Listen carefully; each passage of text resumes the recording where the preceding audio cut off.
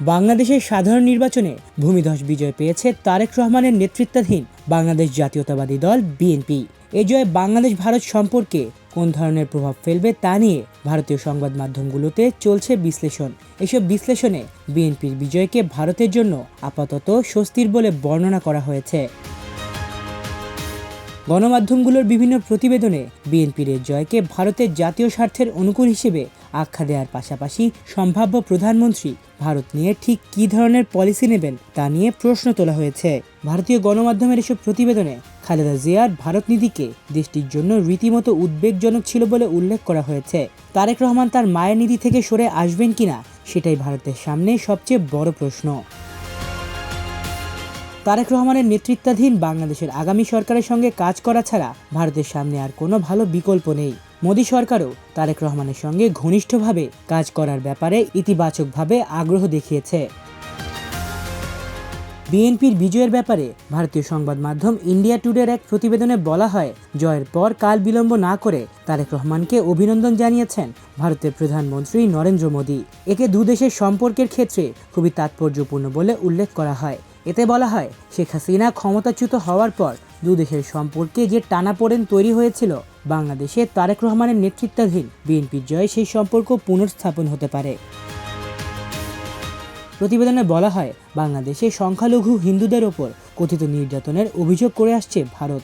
সরকার গঠনের পর সংখ্যালঘু ইস্যুতে তারেক রহমানের কাছে ভারত তার উদ্বেগের বিষয়টি তুলে ধরবে বলে ধারণা করা হচ্ছে। জামায়াতের বিপরীতে তারেক রহমানকে অনেক বেশি উদারপন্থী হিসেবে বিবেচনা করে ভারত। ইসলামপন্থী জামাত ক্ষমতায় এলে তা হতো ভারতের জন্য উদ্বেগের। তারেক রহমানের জয় পশ্চিমবঙ্গ ও আসামের নির্বাচনে প্রভাব ফেলতে পারে, কারণ এই দুই রাজ্যে অনুপ্রবেশ একটি গুরুত্বপূর্ণ উদ্বেগের বিষয় হিসেবে রয়ে গেছে। ইন্ডিয়া টুডে বলছে, তারেক রহমান জামাতের সমালোচক। জামাত অনেকটাই পাকিস্তান ও চীন ঘেঁষা, সে তুলনায় তারেক রহমান অনেক বেশি উদারপন্থী, যা ভারতের জন্য সুবিধাজনক। ইন্ডিয়া টুডের অন্য এক প্রতিবেদনে গণভোটে হ্যাঁ জয়যুক্ত হওয়ায় এক প্রকার উদ্বেগ জানিয়ে বলা হয়, এর মাধ্যমে বাংলাদেশে বিদ্যমান সংবিধানে বেশ পরিবর্তন আসবে।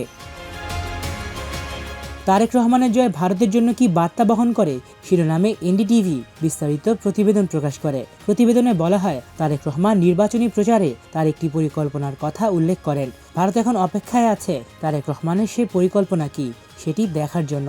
ভারতের প্রধানমন্ত্রী নরেন্দ্র মোদী চীন ও পাকিস্তানের আগে বাংলাদেশের নতুন নেতা তারেক রহমানকে অভিনন্দন জানিয়েছেন। চীন পাকিস্তানের প্রভাবের বিষয়টি উল্লেখ করে প্রতিবেদনে বলা হয়, গত 18 মাস ধরে বাংলাদেশ, চীন ও পাকিস্তান তাদের প্রভাব যেভাবে বাড়িয়েছে, তাতে করে ঢাকা দিল্লির সম্পর্কে এক প্রকার অনিশ্চয়তা তৈরি হয়েছে। এ ব্যাপারে তারেক রহমান ঠিক কী ধরনের নীতি গ্রহণ করে তা ভারতের জন্য অত্যন্ত গুরুত্বপূর্ণ। পাকিস্তান, চীন ও বাংলাদেশে সহযোগিতার বিষয়টি নিশ্চিতভাবেই দক্ষিণ এশিয়ায় ভারতের প্রভাবকে দুর্বল করে। এনডিটিভির প্রতিবেদনে শেখ হাসিনার প্রসঙ্গ তুলে ধরে বলা হয়, ভারতের স্বার্থ রক্ষায় শেখ হাসিনার কোনো বিকল্প নেই। তবে পরিবর্তিত পরিস্থিতিতে বাংলাদেশের নতুন সরকার তথা তারেক রহমানের সঙ্গে ভারতকে কাজ করে যেতেই হবে। তারেক রহমান ইতোমধ্যে জানিয়ে দিয়েছেন, বাংলাদেশ নিয়ে ভারতের উদ্বেগের কিছু নেই। তিনি ভারতের স্বার্থের প্রতি শ্রদ্ধাশীল। বিশ্লেষকরা বলছেন, তারেক রহমানের এই বক্তব্য ধারণা দিচ্ছে তিনি তার মায়ের নীতি থেকে সরে আসবেন। এনডিটিভির প্রতিবেদনে কথিত হিন্দু নির্যাতনের বিষয়টি তুলে ধরা হয়। শেখ হাসিনার পতনের পর বাংলাদেশের হিন্দুদের উপর যে নির্যাতন চলে আসছে তা বন্ধের জন্য তারেক রহমানের কাছে ভারতের পক্ষ থেকে বার্তা দেওয়া হবে।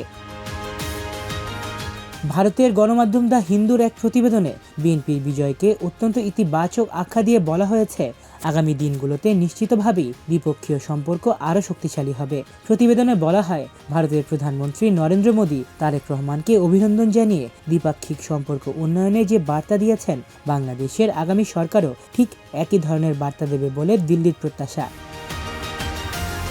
নিউজ 18-এর এক প্রতিবেদনে বলা হয়, তারেক রহমানের নেতৃত্বাধীন বিএনপির নিরঙ্কুশ বিজয়ের ফলে ভারত বাংলাদেশ সম্পর্কের ক্ষেত্রে এক নতুন অধ্যায়ের সূচনা করবে। দুদেশের ব্যবসা বাণিজ্যে বর্তমানে যে স্থবিরতা চলছে তা কাটিয়ে ওঠার পাশাপাশি বাংলাদেশে ভারতের রপ্তানি বাড়বে বলে আশা প্রকাশ করা হয়। ভারতের প্রধানমন্ত্রী নরেন্দ্র মোদী বাংলাদেশের আগামী প্রধানমন্ত্রী তারেক রহমানের সঙ্গে কাজ করতে অধীর আগ্রহে অপেক্ষা করছেন বলে প্রতিবেদনে উল্লেখ করা হয়। প্রতিবেদনে বিএনপি নেতৃত্বাধীন বিগত সরকারের সমালোচনা করে বলা হয়, খালেদা জিয়ার ভারত নীতি দিল্লির জন্য নিরাপত্তা ও রাজনৈতিক দিক থেকে উদ্বেগের ছিল। 2001 থেকে 2006 সাল পর্যন্ত ভারত বিরোধী বিভিন্ন গোষ্ঠীকে বাংলাদেশে আশ্রয় দেওয়া হয়। প্রতিবেদনে বলা হয়, বিএনপি চেয়ারম্যান তারেক রহমানের সঙ্গে মৌলবাদী বিভিন্ন গোষ্ঠী এবং পাকিস্তানি সংস্থা আইএসআইয়ের ঘনিষ্ঠতা রয়েছে বলে অনেকের ধারণা। এসব ইস্যুতে তারেক রহমানের বর্তমান পলিসি কী হবে তা ভারতের জন্য গুরুত্বপূর্ণ। ফার্স্ট পোস্ট নামে ভারতীয় অন্য একটি গণমাধ্যমের প্রতিবেদনে বলা হয়, নির্বাচনের ফলাফল ভারতের জন্য অত্যন্ত গুরুত্বপূর্ণ। দিল্লির সামনে সবচেয়ে বড় প্রশ্ন হলো, তারেক রহমান কি তার মায়ের নীতি এগিয়ে নেবেন নাকি সেখান থেকে সরে নতুন পথে অগ্রসর হবেন। কারণ তার মায়ের শাসনামলে বাংলাদেশ ভারত সম্পর্ক এক উত্তেজনাপূর্ণ সময় পার করে। চীন ও পাকিস্তানের সঙ্গে বাংলাদেশের বিদ্যমান সম্পর্ক দিল্লির জন্য উদ্বেগজনক। এখন দেখার বিষয়, তারেক রহমানের ভারত নীতিতে পাকিস্তান বা চীনের কোনো মতামত প্রতিফলিত হচ্ছে কি না। মাল্টিমিডিয়া ডেস্ক, আমার দেশ।